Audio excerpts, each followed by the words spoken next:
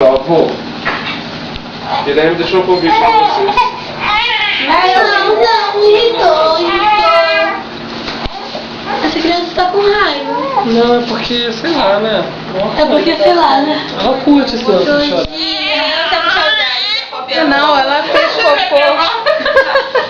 Saudade. Olha lá, pula de colo pra colo até que Pedro, tá eu tô com raiva de você. Eu também acho. É fome. É fome. Eu não tô com raiva. Tadinha. Bebezinho desse tamanho, assim, fez cocô, comeu, daqui a pouco eu dou. Cadê esse cocô? Fez cocô. Eu não tava com raiva. Final do seu cabelo. Já? A Sofia já me acordou. Então, não, foi só uma coisinha que eu falei. Mas tá amarelado ainda. Não, eu espero você. Você Cheirinho de neném.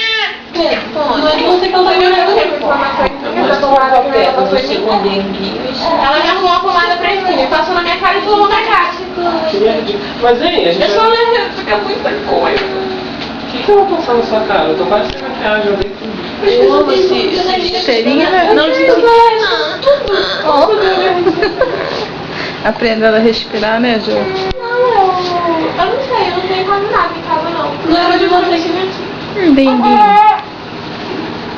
Minha policazinha, Mãe, tinha que ver a primeira fralda do Pedro. Relaxa. Ele botou hipoglose no sapato dela. É melhor passar em mais do que passar em menos, né? Então, sapato vai caçada, a bunda vai caçada, a perna vai caçada, nada vai caçar.